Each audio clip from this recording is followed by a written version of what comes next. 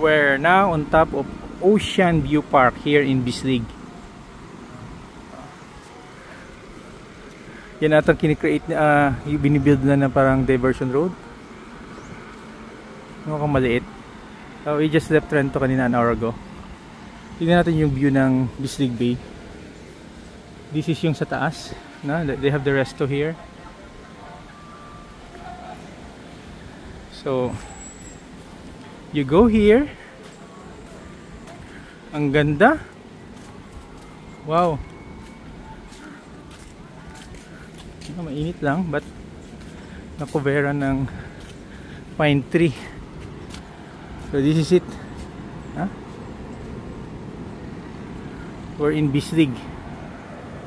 I don't know if Bislig is Surigao Sur or Surigao Norte. No, but we're following the coastlines, no? Facing Pacific to na area. Uy, Mount Diwata here.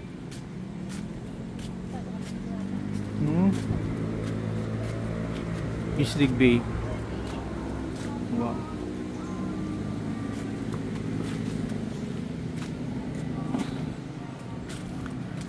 You have unicorn. Right there. Huh? Right. Ang ganda ng view. We're doing ano to, tourist hopping here in northeastern part of Mindanao. No? We drove all the way from Jansan. Let us see yung facilities. They have resto here. Anong klaseng kahoy ito?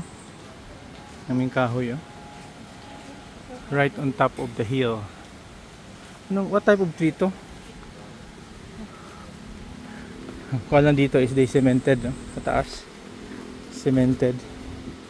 You have yung roots, protruding roots. Fresh air talaga siya. Here.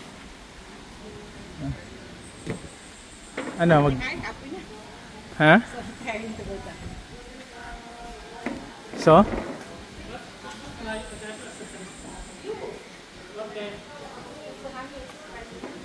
Fresh air. No? They have your